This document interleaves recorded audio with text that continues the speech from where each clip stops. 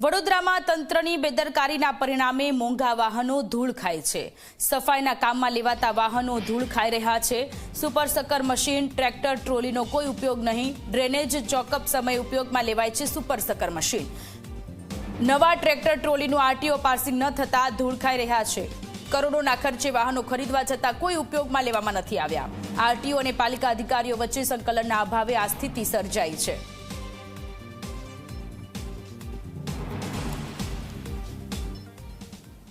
ત્યારે જે super sucker મશીનો જે ખરીદ્યા છે એમાંથી 6 સુપર સકર મશીનો માટી ખાતા એટલે ધૂળ ખાતા અત્યારે પડી રહ્યા છે।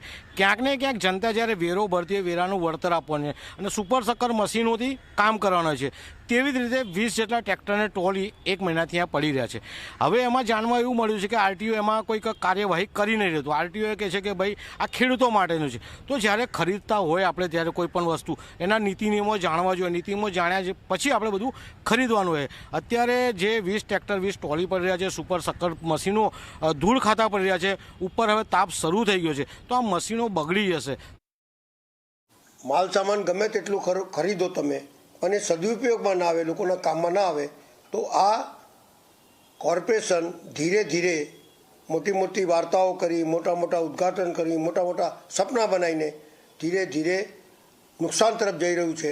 અને આવવાના વખતની અંદર આ કોર્પોરેશનને ચલાવવા માટે પણ શું કરવું પડશે એ અમને દેખાતું નથી। એટલે કોર્પોરેશનની અંદર લૂંટ ચાલી રહી છે અને લૂંટના પરિણામે નાગરિકો ડ્રેનેજવાળું પાણી પીએ છે, નાગરિકોને પાણી નથી મળતું, ભૂવાઓ પડી જાય છે।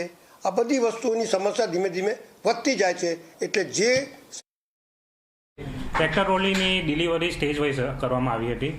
મીનવાઇલ ટ્રેક્ટર ટ્રોલી જે ગઈકાલે જ બધી આપણે જે ટોટલ 20 મંગાવેલી હતી એ 20 આવી ગઈ છે। હવે આરટીઓ સાથે સંકલનમાં રાખીને આપણે એને પાસિંગની કાર્યવાહી કરી રહ્યા છે। એ આરટીઓની કાર્યવાહી પૂરો થતાં ટૂંક જ સમયમાં એને આપણે કોર્પોરેશનના અલગ અલગ વિભાગોમાં ફાળવવામાં આવશે।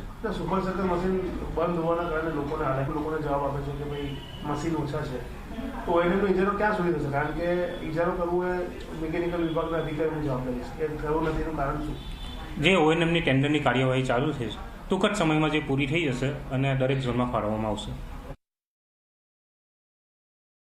વડોદરામાં અનેક જગ્યાએ ડ્રેનેજની લાઇન ચોકઅપ થઈ રહી છે, સાથે જ કેટલી જગ્યા પર ડ્રેનેજ ઉભરાવાની ઘટના પણ બની રહી છે। ત્યારે આવી તમામ જગ્યાઓ પર સુપર સકર મશીનની જરૂર પડતી હોય છે, પરંતુ શહેરમાં 14 જેટલી સુપર સકર મશીનમાંથી માત્ર 8 વર્કિંગ કન્ડિશનમાં છે, જ્યારે 6 જેટલી સુપર સકર મશીન ભૂતરી જાપા વ્હીકલ પુલ જે છે ત્યાં ધૂળ ખાઈ રહી છે। મહત્વની બાબત છે કે કોર્પોરેશન દ્વારા કરોડો રૂપિયાના ખર્ચે મશીન તો વસાવવામાં આવે છે, પરંતુ તેને પ્રોપર ચલાવવા માટે કોઈ કાળજી રાખવામાં નથી આવતી। છેલ્લા ઘણા મહિનાઓથી સુપર સકર મશીન ચલાવવા માટે ઓએનએમ એટલે કે ઓપરેશન્સ એન્ડ મેન્ટેનન્સનો ઇજારો આપવામાં નથી આવ્યો અને હવે મોડે અધિકારીઓ અને સત્તાધીશો બંને જાગ્યા છે અને સ્ટેન્ડિંગ કમિટીમાં આ માટેની દરખાસ્ત પણ મોકલવામાં આવી છે। સૌથી મહત્વની બાબત એ છે કે જ્યારે કોઈ પણ જગ્યા પર ડ્રેનેજ ચોકઅપ થાય અને કોઈ નાગરિક ફરિયાદ કરે તો તેને જવાબ આપવામાં આવે છે કે ઓએનએમનો ઇજારો નથી થયો, જેના કારણે મશીન આવી શકે તેમ નથી।